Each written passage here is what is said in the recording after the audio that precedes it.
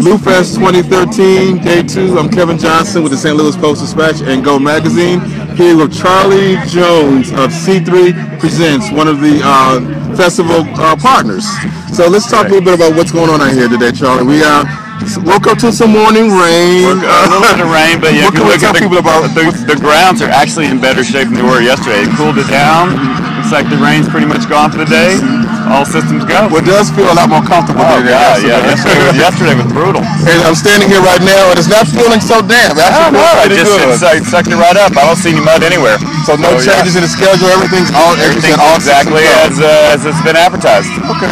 So Charlie, what are your thoughts on day one of LouFest 2013? I think the crowd was real happy. The bands were happy. There's been an expansion in LouFest, and with an expansion becomes logistical challenges that we'll work through. Some today, but most of it is lessons that we learned this year that we will fix for next year. What would be an example of one of some obvious examples were later in the day the food vendors couldn't keep up with the size of the crowd. Really?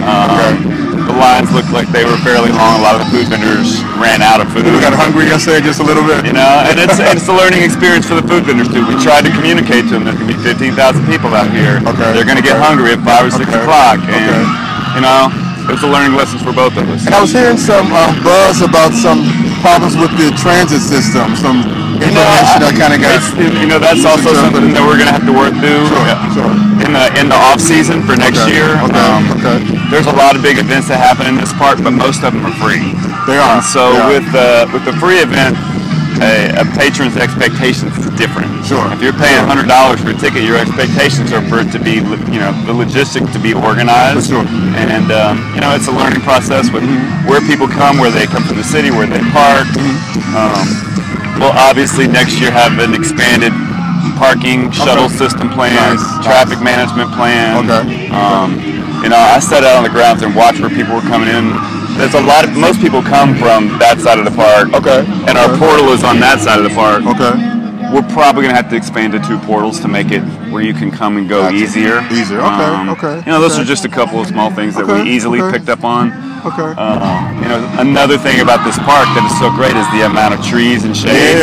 So next year, taking advantage of that. We take a little bit advantage, but next year I think you're going to see us expand a little bit more and take more advantage of the trees. So I'll make adjustments in stage placement, people flow,